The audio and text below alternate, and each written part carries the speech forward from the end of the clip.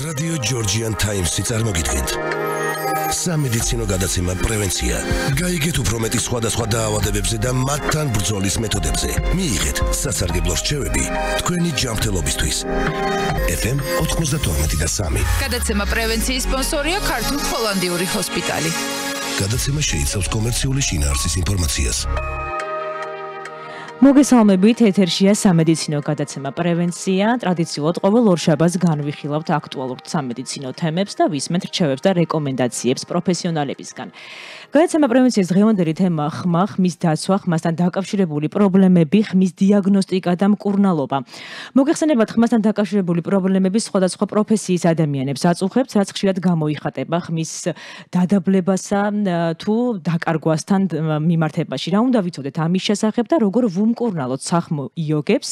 ამის შესახებ ჩვენი სტუმარი, ექიმი ფონიატრი, მედიცინის დოქტორი, ფონიატრთა და ფონოპედთა ასოციაციის პრეზიდენტი ირინა ქაცარავა ისაუბრებს. მოგესალმებით, ქალბატონო ირინა, მადლობას მოგახსენებ სტუდიაში სტუმრობისთვის. თუმცა თქვენის ნებართვით, სანამ პირველი კითხვით მოგმართავთ, მინდა გაგაცნოთ ერთი ინფორმაცია. გადაცემა პრევენციის სპონსორმა შვეიცარულმა ფარმაცევტულმა კომპანიამ Alpen Pharma-მ ჩვენი მსმენელებისთვის და მაყურებლებისთვის დააწესა სპეციალური პრიზი, რომელსაც გადაცემის მსვლელობის დროს გავათამაშებთ. მე დაგისვამთ შეკითხვას, რომელსაც სწორი და ოპერატიული პასუხის შემთხვევაში გადმოგეცემათ საჩუქარი. ასე რომ თვალყური ადევნეთ გადაცემა პრევენციის ლაივს Radio Georgian Times-ის Facebook-ის გვერდზე და სწორედ ლაივის მიმდინარეობის დროს კომენტარებში უნდა დაწეროთ სწორი პასუხი. გამარჯვებული მომხმარებელი კი Alpen Pharma-სგან ჯილდოვდება ბრენდირებული ჭიქით და ბლოკნოტებით, რომელიც აი ამ პარკშია მოთავსებული და ასევე ის საჩუქრად მიიღებს პრეპარატ ისლას.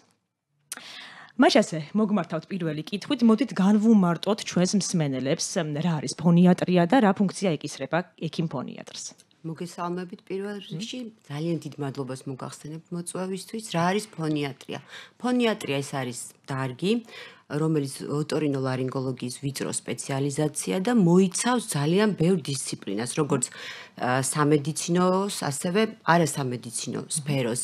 ეს არის აუცილებლად ენდოკრინოლოგია, გასტროენტეროლოგია, არასამედიცინო ვახსენო, იმიტომ რომ ვოკოლოგია ნიშნავს, ესე იგი მეცნიერებას ვოკალის შესახებ, პედაგოგიკა აუცილებელია და ქირურგია ბუნებრივია, ასე რომ ექიმი ფონიატრი აუცილებლად უნდა ფლობდეს აი ზუსტად იმ ზემოთ ხსენებულ დისციპლინას, რათა მან გაუწიოს ადეკვატური და სწორი დიაგნოსტიკა, მკურნალობა და შემდგომში უკვე რეაბილიტაცია თუ პრევენციული ზომები და ასევე ფსიქოლოგია გამომჩა, იმიტომ რომ პირველ რიგში ფსიქოლოგები ვართ ჩვენ, ანუ როდესაც გავდივართ ამ სფეროს, ფონიატრიას, ამ დარგს, აი ეს ყველაფერი მოიაზრება ამ შეიძლება ითქვას ამ დარგში.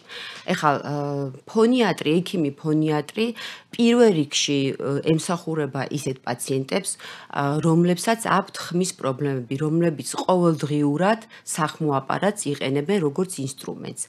ესენი არიან ბუნებრივია მომღერლები, არიან პედაგოგები, ბაღის მასწავლებლები, ჟურნალისტები, პოლიტიკოსები, ადამიანები, რომლებიც მოიხმარენ ჭარბი რაოდენობით ალკოჰოლს თუ სიგარეტს, შხამ ქიმიკატებთან მომუშავე ადამიანები, რომლებიც მუდმივად შეისუნთქავენ აი ეს მავნე ნივთიერებებს და ამისგან ზიანდება სახმო აპარატი და ხორხი. ალბათ რადიოს წამყვანებიც.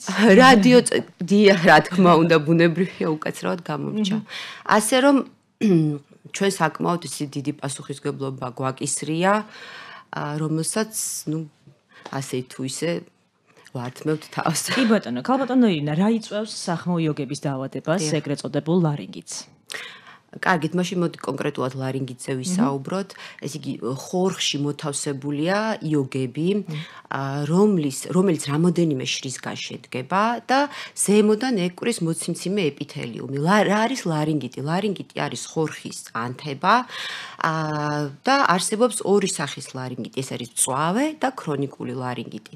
როდესაც ანთებითი პროცესი ვითარდება ხორხის, ამ დროს ზიანდება ხმოვანი იოგების, აი ზუსტად მოციმციმე მოციმციმე ეპითელიუმი და როდესაც ჯანმრთელ მდგომარეობაში იოგები მჭიდროდ ეკრის ერთმანეთს და ვიბრირებს, რის შედეგადაც წარმოიქმნება ხმა და რაც უფრო მჭიდროდ არის იოგები ერთმანეთთან დაკავშირებული და რაც უფრო ვიბრირებს იგი და მისი ლორწოვანი გარსი არის სუფთა, ხმა უფრო ჯანმრთელია.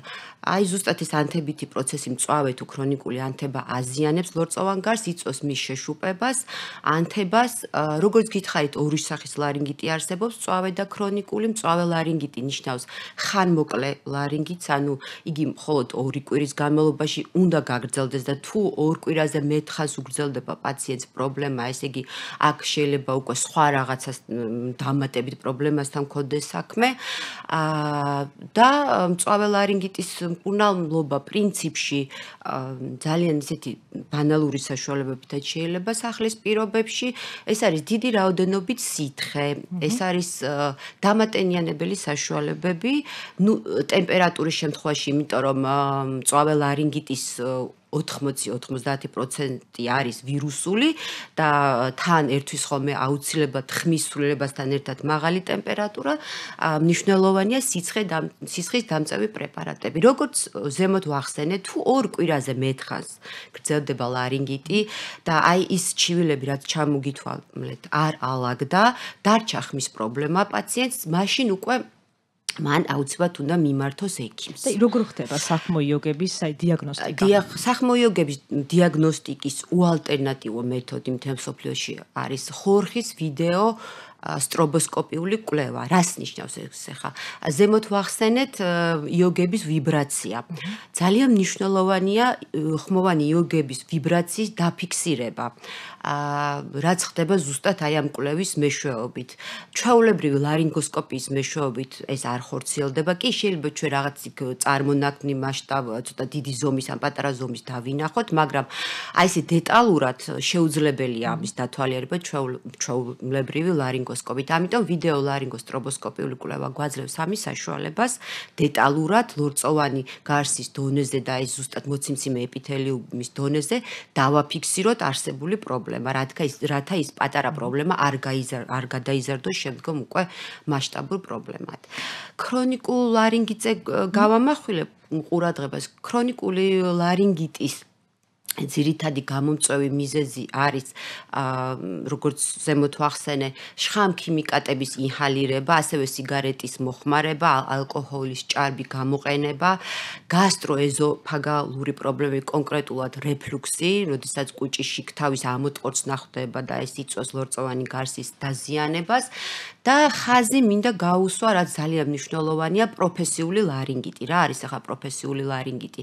პროფესიული ლარინგიტი არის, როდესაც ხმის პროფესიონალი, ეს იქნება მომღერალი, რადიოწამყვანი, ჟურნალისტი თუ სხვა ხმის პროფესიონალი, ჭარბი იმაზე მეტად ტვირთავს ხმას, ვიდრე უნდა ტვირთავდეს. ამის შედეგად ვითარდება შეშუპება ლორწოვანი გარსის, ტრავმირება, ეგრეთ წოდებული ფონოტრავა ხმოვანი იოგებზე.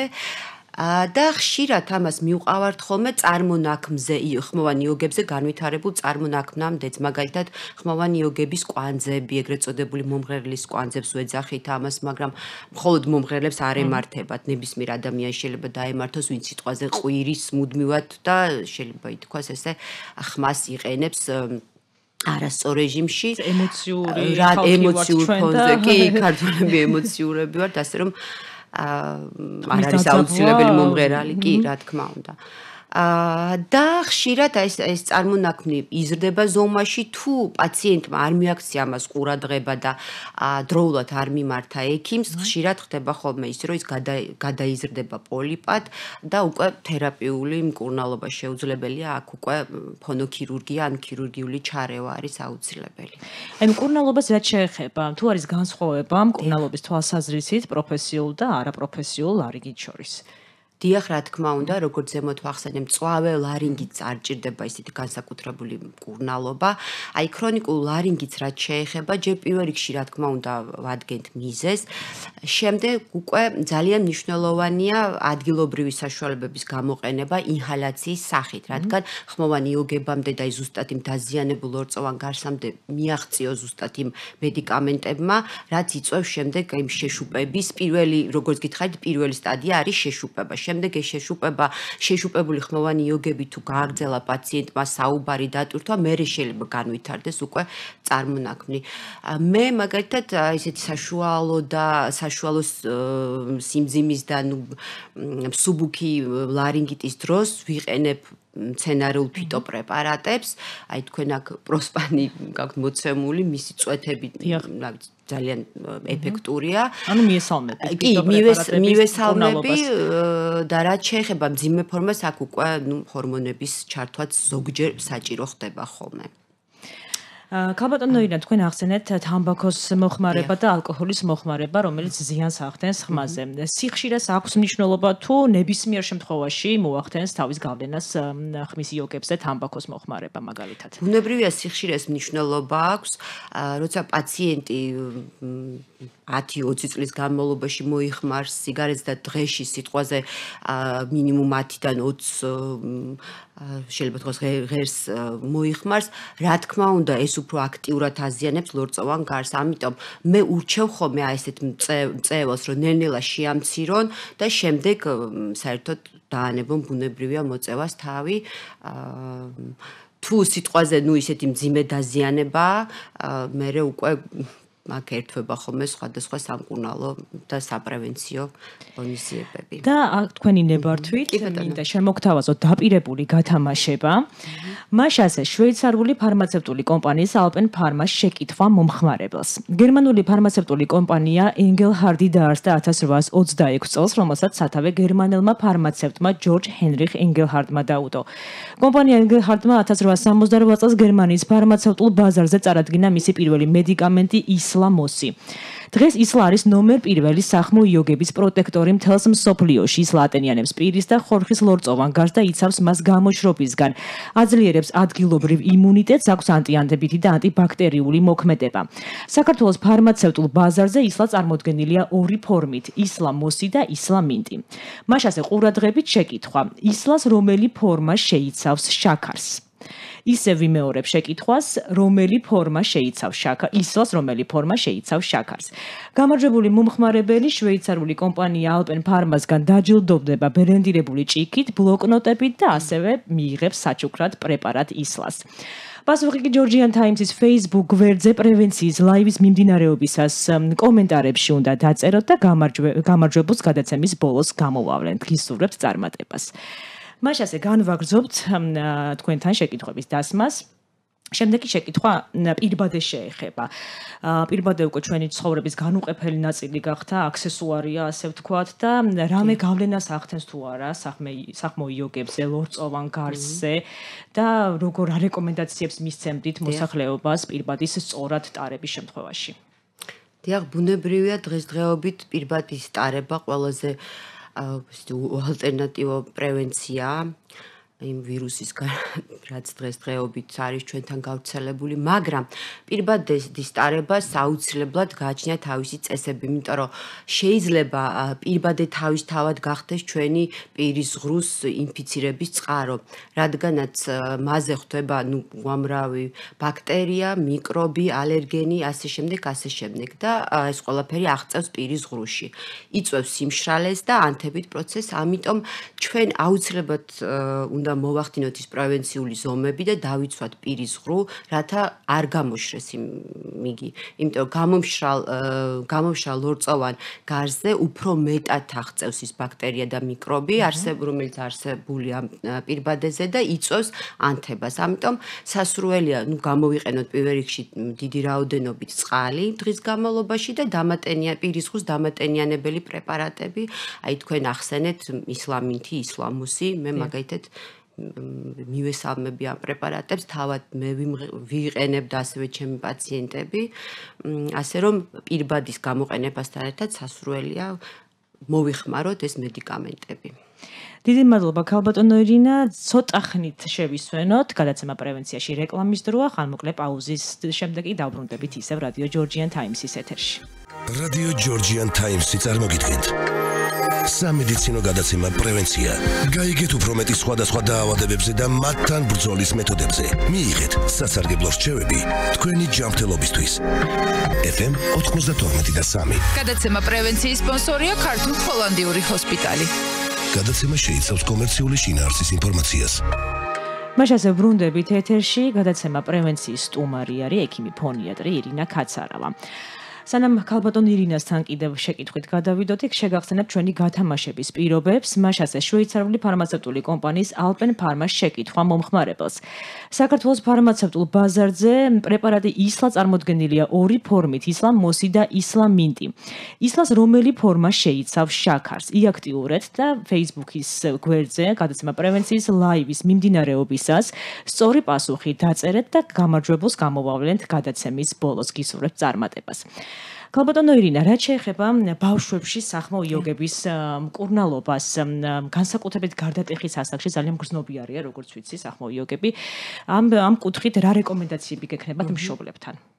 აქ მომღერალ ბავშვებზეა საუბარი. თუნდაც მომღერალ ბავშვებზეც და შემდეგ ზოგადად რომ არ გადაიტვირთოს მათი ხმის იოგები, რა რეკომენდაციებს მისცემთ?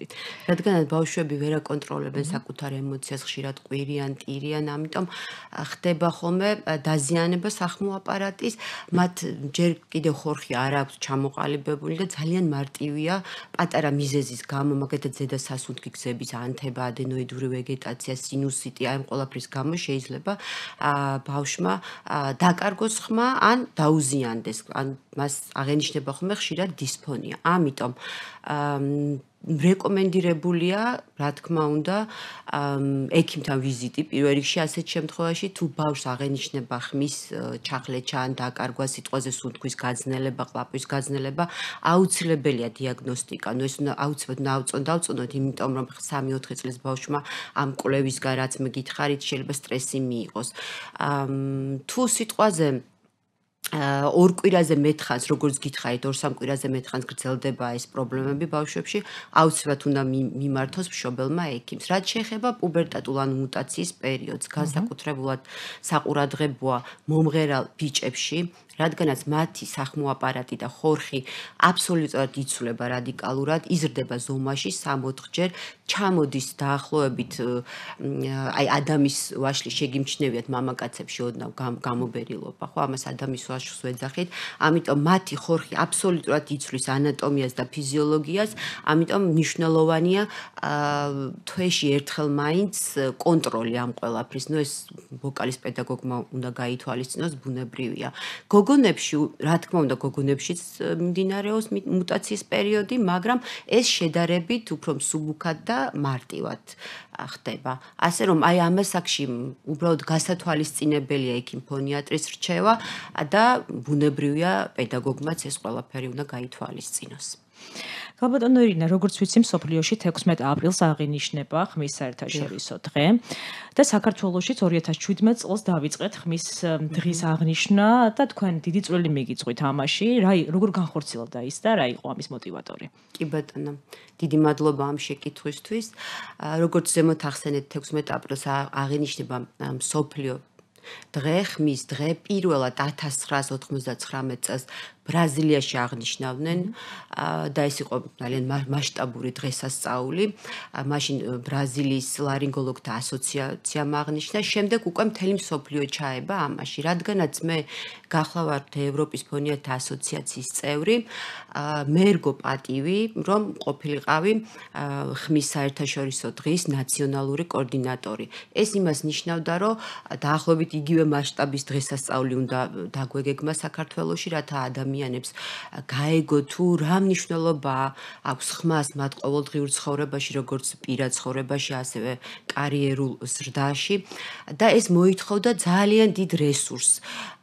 და მე კიდევ ერთხელ მინდა დიდი მადლიერება გამოვხატო კომპანია Alpen Pharma-ს მიმართ, რადგანაც ისინი პირველები იყვნენ, ვინც ეს გვერდში დაგვიდნენ და ეს დღესასწაული განხორციელდა 2017 და 2018 წელს, რამაც ძალიან დიდი გამოხმაურება პოვა როგორც საქართველოს მასშტაბით, ასევე ბუნებრივია მე შემდგომ მომიწია უკვე ერთ-ერთ კონგრესზე წარდგენა პრეზენტაციის სახით, იმიტომ რადგანაც როგორც გითხარით ეს ძალიან დიდი პასუხისმგებლობა იყო, ამიტომ ეს შედეგები აუცილებლად უნდა გამეზიარებია მათთვის ევროპის ფონიათა ასოციაციისთვის. ასევე რომ ძალიან ბედნიერი ვარ, რომ საქართველოს შეუერთდა აი მსოფლიოს იმ რიცხვს, რომლებიც აღნიშნავენ ამ დღეს და არ ვიცი, ნახოთ, მე დიდი იმედი მაქვს, თუ აი დღევანდელმა ეპიდემიოლოგიურმა სიტუაციამ შეგვიწყო ხელი, აუცილებლად დაიგეგმება აპრილში, 16 აპრილს ეს დღე და